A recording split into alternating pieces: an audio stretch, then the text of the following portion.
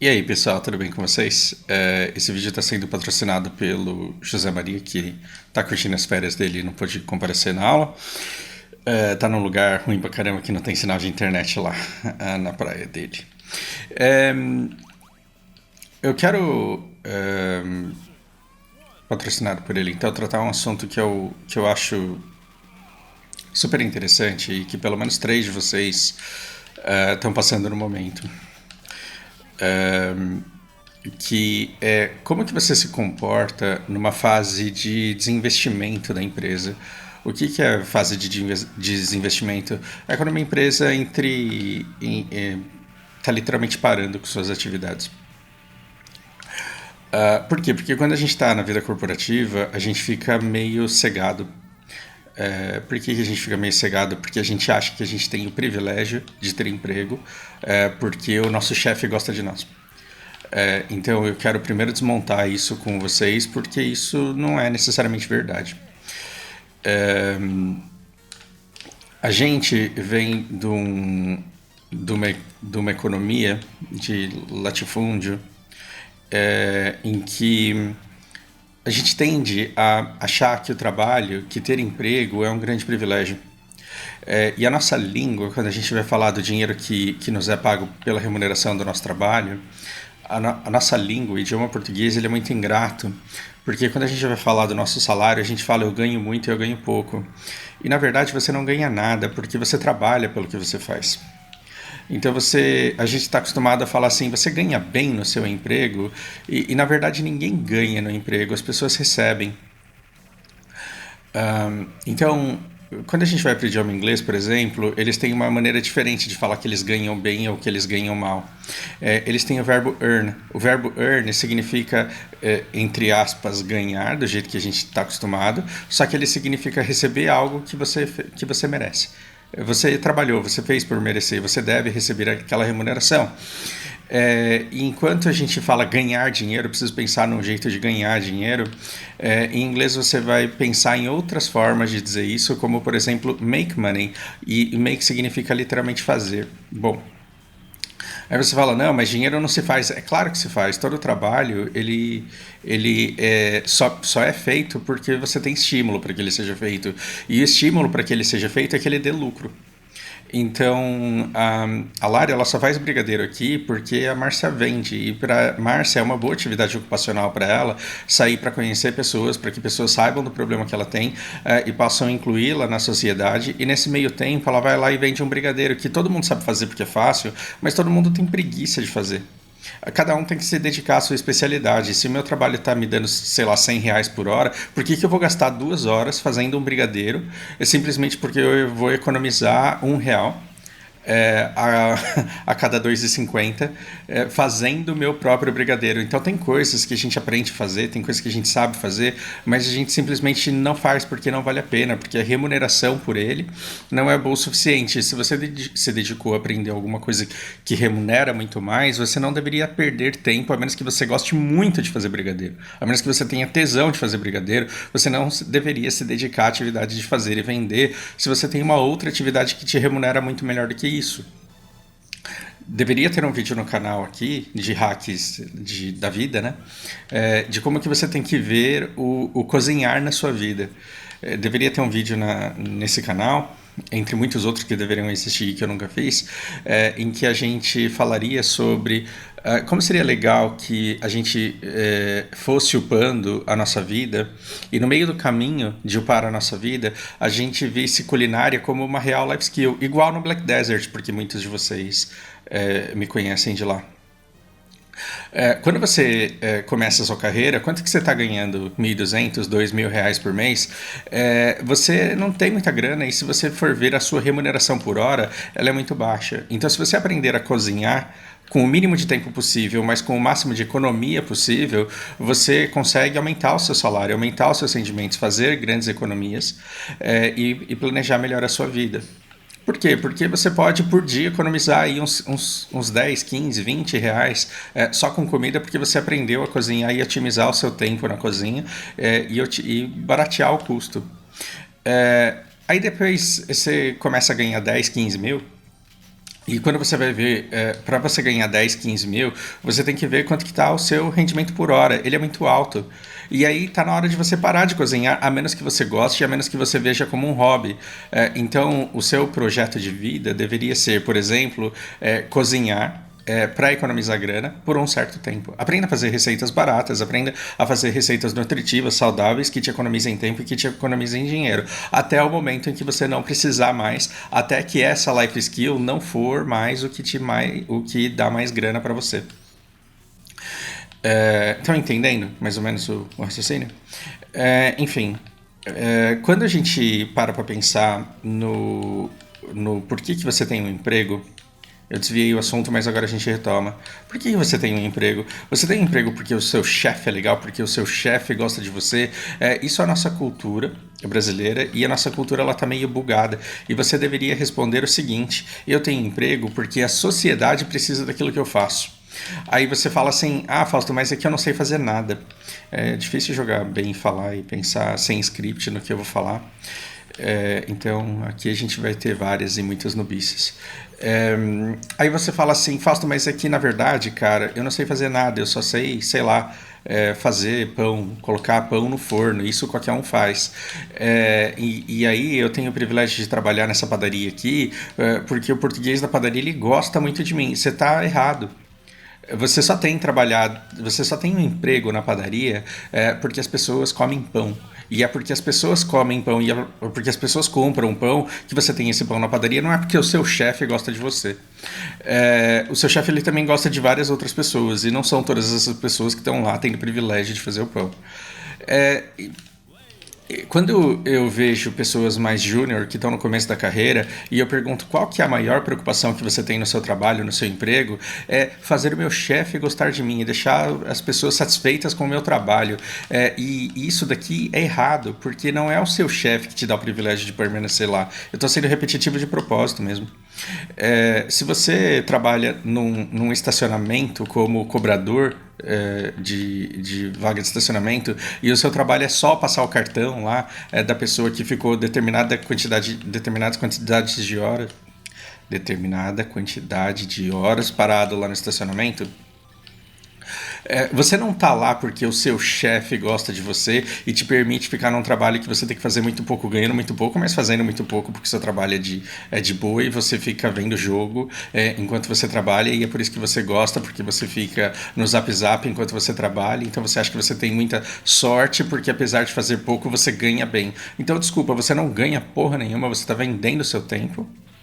E você está lá porque as pessoas param carros em estacionamentos. E porque as pessoas param carros em estacionamentos, isso dá lucro para o dono do estacionamento. Só que como o dono do estacionamento ele não quer ficar no estacionamento, ele paga você. Ou seja, você liberta o dono do estacionamento para ele poder fazer o que ele quiser da vida dele, sem ter que ficar lá no estacionamento cobrando as pessoas. Ou seja, o mero tempo que você tem disponível para vender para ele, para ficar cobrando a tarifa de quem estaciona o carro, gera riqueza. Então, quando ele te paga um percentual de tudo que ele ganha naquele estacionamento, que é muita grana. Então, você de fato fez dinheiro com a sua presença lá, passando o cartão na maquininha, por aproximação. Você fez dinheiro, então você não ganhou dinheiro, você trabalhou e é dessa maneira que você deveria pensar.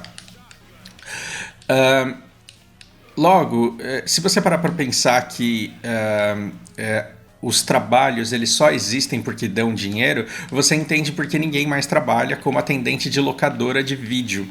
Você entende por que as pessoas não trabalham mais em locadoras de DVD. Por que elas não trabalham mais nesse tipo de coisa? Porque não existe demanda na sociedade, porque isso não dá dinheiro, logo ninguém te contrata para você vender o seu tempo para ficar passando a fita de acordo com a carteirinha de cada um dos associados dessa locadora. Então, o primeiro passo para você conseguir viver nessa sociedade em que a gente vive é que você sinta-se digno pela remuneração que você tem. E geralmente você merece muito mais, porque a riqueza que você gera com o seu trabalho ela é no mínimo maior do que a que você recebe ou o seu patrão não te contrataria, porque ele não teria o estacionamento em primeiro lugar. Se o cara ele consegue R$ 80 de vaga de estacionamento de pessoas que estacionam o carro dele no estacionamento porque ali não é perto de nada e tem um monte de vaga na rua, se o cara ganha R$ 80 por mês, ele não vai te contratar por 1.200. Se o seu trabalho existe, se a sua vaga existe, é porque ela está dando grana e você não está ganhando nada, você está recebendo pelo seu trabalho. Por que eu estou repetindo isso tão exaustivamente? Porque na fase de desinvestimento das empresas, a gente fica completamente cegado a isso. A gente simplesmente não consegue enxergar isso nas fases de desinvestimento, porque a gente acha que tem alguma coisa errada com a gente.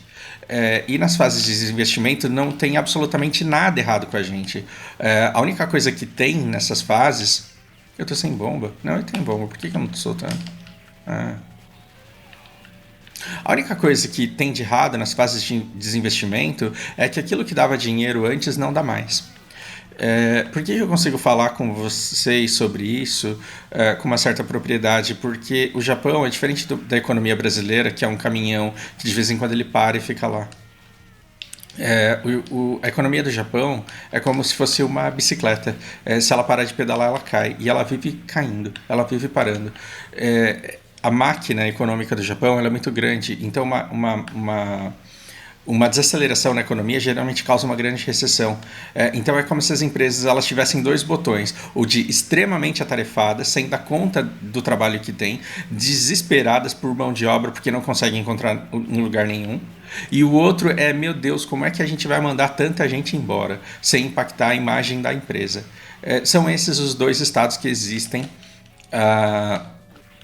na economia japonesa. E não foi uma vez, não foi duas vezes. Durante muitas vezes na minha vida, eu vi empresas do tipo Kodak que simplesmente tinham produtos que se tornaram obsoletos e não faziam mais sentido que eles simplesmente existissem. E aí o que acontece quando você tem esse tipo de coisa? Você tem um desinvestimento, as linhas fecham. Então, ou você tem uma equipe de desenvolvimento que cria um novo produto para absorver essa quantidade de mão de obra, ou essa mão de obra inevitavelmente vai para a rua. Esse novo Japão e esse novo mundo, ele contrasta muito com o Japão que o meu pai me apresentou, porque o meu pai me apresentou pelas lembranças dele de quando ele era adolescente, um Japão samuraico, onde uma empresa, uma vez que contratasse um funcionário, jamais o mandaria embora, por mais difíceis que as coisas ficassem. Só que o Japão percebeu que se ele continuasse sendo samuraico, ele simplesmente ia quebrar e os produtos dele nunca teriam competitividade no exterior. E por não ter e por não ter mudado da maneira que poderia ter mudado, é que eles acabaram perdendo tanto espaço assim para a China, para a Coreia e para outros países. Não que tivesse solução, eu acho que não tinha muita solução. O que eu estou querendo dizer com isso? Imagina que você é contratado para terceirizar a mão de obra em grandes empresas e aí o seu cliente é a Kodak para você colocar pessoas para ficar fazendo filmes de câmera fotográfica. Um belo dia você vai ter selecionado tão bem pessoas no mercado que você vai ter os melhores inspetores, os melhores fabricantes, os melhores empacotadores, os melhores despachantes de filmes fotográficos do mercado e de repente o mundo vai mudar e ninguém vai tirar foto com filme mais. O que vai acontecer? Essas pessoas elas se tornaram ruins naquilo que elas faziam? Não, elas continuam sendo brilhantes naquilo que elas faziam, mas o trabalho viabiliza que elas continuem no mercado? Não mais. Perdi a oportunidade de pegar o gás ali.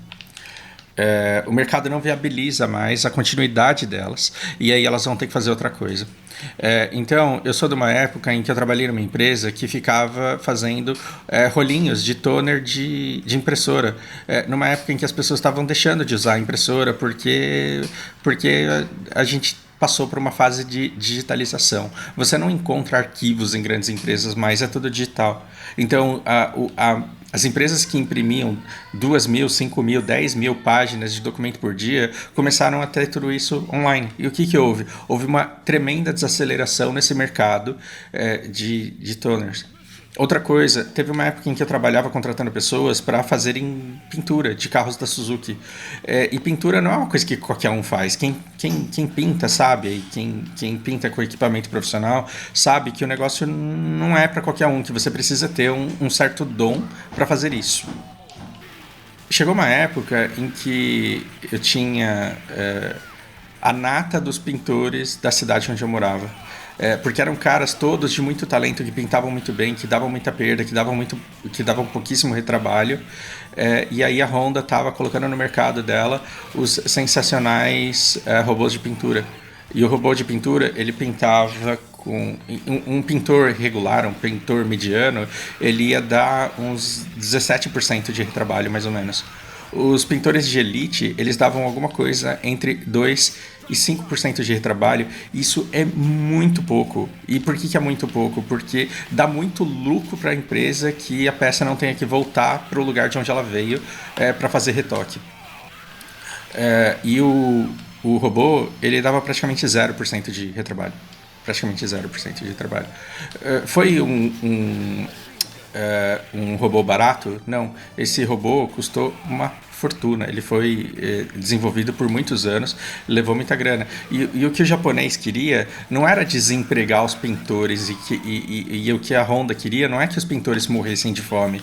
A Honda, ela precisava não... E a Honda e a Suzuki, elas precisavam não ficar mais reféns dos pintores que eu contratava, por exemplo, porque eles eram tão bons, mas tão bons, que eles podiam dizer para mim: se você não me pagar isso, eu não aceito trabalhar para você.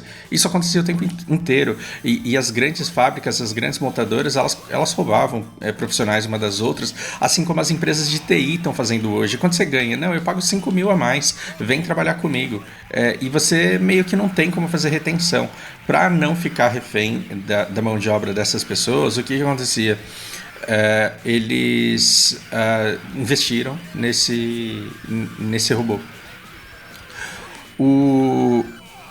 Quando a gente foi desempregar esses pintores, o que estava acontecendo com eles? Eles estavam tendo sérias crises emocionais. Por quê? Porque era uma galera que recebia muito mais do que a média. No Japão, a diferença salarial é muito pequena. Mas eles conseguiam, enquanto a diferença salarial ali, ela está sempre, dependendo do nível de qualificação, ela gira em torno de 30%. Os pintores, eles conseguiam salários 80% maiores do que a média. Isso é muita coisa. Então esses caras, eles não estavam conseguindo emprego na área de pintura mais. Só para vocês entenderem um pouco das frustrações e um pouco do discernimento que fez eu perceber que o Japão, ele não daria muito futuro para mim lá. Porque se sumia a vaga para pintor, sabe, sumia a vaga do caçador de bons profissionais também.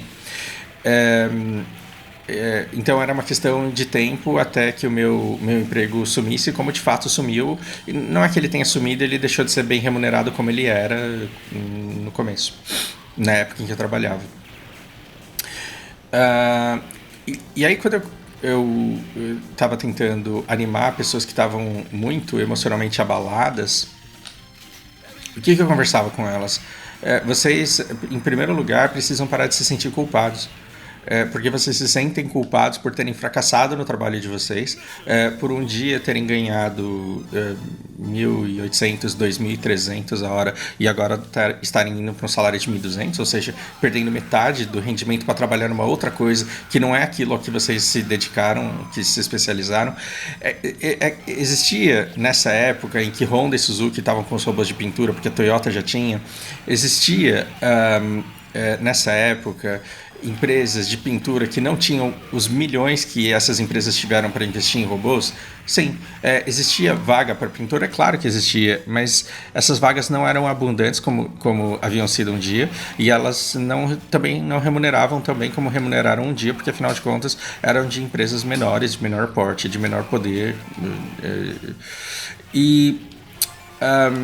E aí o que eu conversava com eles o que não pode é ficar passando pela cabeça de vocês que vocês fracassaram como profissionais, porque as habilidades que vocês têm, o dom que vocês têm, eles estão aí ainda. É que o mercado deixou de demandar isso. Então, assim como o melhor dono de locadora, ele teve que se adaptar porque já não tinha mais vaga no mercado para ele ficar falando, olha, essa fita aqui é muito boa porque acontece isso e aquilo, porque como esse trabalho deixou de existir, o dono da locadora ele teve que se readaptar a nova realidade do mercado e ia desenvolver alguma habilidade que fosse exigida, que fosse esperada pelo mercado nessa época. E se ele capitalizou se ele acumulou recursos, se ele ganhou experiência, se ele aprendeu a lidar com pessoas e se ele fez networking, então a probabilidade dele se adaptar nesse novo mundo e descobrir alguma coisa que as pessoas também queiram, ainda queiram, é muito maior do que havia sido um dia. Eu estou conversando com alguns de vocês que a empresa está passando por fase de desinvestimento, a obra está acabando, o projeto está acabando, está tendo uma fusão de empresas. E aí o que acontece? Quando existe isso, você sempre fica pensando, meu Deus, o meu chefe não gosta de mim, meu Deus, se eu der uma vacilada com o meu chefe, ele vai me mandar embora, meu Deus, desse jeito eu vou entrar na lista, preste atenção. Numa fase de desinvestimento de uma empresa, quando a locadora está fechando, quando a Kodak está falindo, quando a empresa de TI está fechando, esse negócio de, meu Deus, eu não posso estar na lista, o meu chefe tem que gostar de mim, isso é a pior coisa que você faz com você mesmo. Isso é ingratidão com todo o esforço que você fez para se qualificar.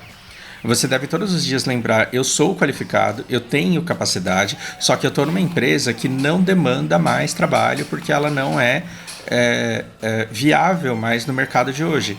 Então, quando você vê que você está numa empresa que está passando por uma fase de desinvestimento, a primeira coisa que você tem que pensar é o que eu faço, que habilidade eu desenvolvo, que networking eu consigo, o que eu faço para ser o primeiro a sair daqui.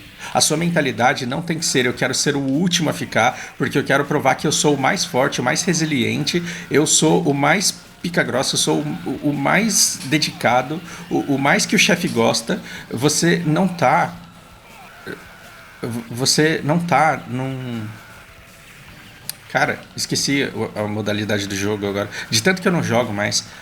Você não tá no Shadow Arena do Black Desert, onde o mapa... É Shadow Arena que chama? Já não lembro. Você não tá mais no mapa que vai fechando. Como que é o nome desse estilo de jogo? Caralho, esqueci. Você não tá num mapa fechando onde o seu objetivo é ser o último sobrevivente. Você tá enxergando o mundo errado. Você não tem que ser melhor do que todo mundo para você ser o último cara que vai ficar e apagar a luz, porque isso vai provar o quê? Você só vai entrar no mercado quando os seus colegas já estiverem recolocados e tiverem pego as melhores vagas. Portanto, quando você vê que você está num setor de desinvestimento, num setor que está deixando de existir, você tem que olhar para o mundo e pensar, meu Deus, o que eu faço para ser o primeiro a sair daqui? O que eu faço para desenvolver habilidades que me tornem necessário nesse mercado para que eu tenha um trabalho com demanda suficiente para eu não dormir com medo de perder o emprego porque a empresa deixou de existir, porque o setor deixou de existir. Senão você fica perdendo seu tempo. Porque assim, gente, quando uma pessoa te ataca, você tem que ver se você é alvo ou se você é tronco. E esse vídeo também deveria existir, não existe porque eu por preguiça não fiz. Vamos ver se a gente se empolga aí para fazer mais vídeos. Mas na selva corporativa, quando você é atacado, você tem que parar e pensar. Antes de você escutar a pessoa que está te atacando, você tem que se perguntar, eu estou sendo tronco ou eu estou sendo alvo? Se você está sendo tronco, você tem que ter um comportamento. Se você está sendo alvo, você tem que ter um outro comportamento. O que é tronco? A pessoa está com medo de ser mandada embora, a pessoa está com medo de ser demitida, a pessoa está com medo de perder espaço por você, ela tem esposa para cuidar, com bebê para cuidar, ela tem avó doente, tem o financiamento do imóvel para pagar e ela está com medo de perder emprego. Você vai conseguir que essa pessoa seja leal? Você vai conseguir que essa pessoa seja camarada com você? Muito provavelmente não, porque ela te vê como ameaça, ela quer sobreviver, ela se sente ameaçada pelo ambiente, e ela vai fazer de tudo para te derrubar. Para quê? Para que ela fique à tona. À tona é com a cabeça fora d'água. Então, para ficar à tona, para sobreviver dentro da empresa, ela vai tentar te afundar. E quando você vê uma pessoa dessa, você tem que falar, cara, eu estou do seu lado, eu estou passando por problemas iguais aos seus. A gente fazendo parceria aqui, a gente tem mais condições de sobreviver do que atacando um ao outro. E você pode ter certeza que o que eu puder fazer para te proteger, eu vou fazer. Essa pessoa, ela tem que ter uma abordagem. Agora, quando você é alvo, aí é outra história. Aí você tem que descobrir por que a pessoa não gosta de você, e aí você vê como que você reverte ou contra-ataca. E numa fase de desinvestimento, por que é que você é alvo? Numa fase de desinvestimento, você é alvo porque essa vaga não vai existir mais. E é melhor que você peça as contas do que seja demitido. Então, tudo que a pessoa puder fazer para que você decida ir embora, ela vai fazer, e é isso que está fazendo com que ela te trate mal, é isso que vai fazer com que ela seja seca, é isso que vai fazer com que ela queira azedar o ambiente de trabalho. E aí o que você faz? Você contra-ataca com o quê? Com desprezo, fazendo o melhor que você pode, mas não caindo no jogo de desgaste emocional que a pessoa vai começar a aplicar para cima de você. Se você não está conseguindo entender exatamente o que eu estou querendo dizer com essas palavras, morri, noob. Assista novamente esse trecho, escute novamente esse trecho, porque ele é muito importante. Se você é alvo, não adianta você ficar tentando melhorar a sua performance, porque ninguém quer que você melhore a sua performance. As pessoas querem se livrar de você por algum motivo que você tem que entender qual. E aí você reage a ele. E se a pessoa está querendo se livrar de você porque a empresa vai fechar de qualquer forma, porque ela não se tornou mais viável, ao invés de tentar provar para o seu chefe que você é uma boa pessoa e fazer ele gostar de você, você deveria fazer justamente o contrário. Você deveria reverter esse jogo e falar: eu vou embora, mas eu vou demitido. É claro que você não vai ficar sendo. Você não vai ultrapassar os limites da sua moral para forçar uma demissão. Mas você vai jogar esse jogo e o dia que o cara falar que você não é competente, que você não é isso, que você não é aquilo, você não vai chegar chorando em casa falando: meu Deus, como eu não presto, como eu sou um profissional inútil e como eu queria ter nascido mais inteligente. Não, você vai falar: eu estou num cenário de desinvestimento e a melhor coisa que eu faço, tanto por mim mesmo, quanto para minha própria empresa, quanto para a pessoa que está tentando fazer eu ir embora, é de fato ir embora. E mesmo que você tenha muito a perder e não queira pedir as contas, quando eu digo procurar um lugar para ir, eu não digo passar uma entrevista, encontrar alguém que te indique. Eu estou dizendo se qualificar para a nova vaga, noob. Se qualificar para a nova vaga como que você se torna um profissional que todas as empresas querem, tendo um networking suficiente para isso. E aí você vai pedir as contas quando você já tiver alguma coisa muito garantida que vai ser melhor que você saia mesmo do que ficar no lugar onde você está naquele momento. Eu continuaria esse vídeo porque eu acho que é um assunto super importante que vocês precisam muito escutar, mas eu não posso porque agora eu tenho aula da Rita. Então, do fundo do coração, eu espero que seja útil. Boa sorte e sucesso na carreira de vocês e um grande abraço.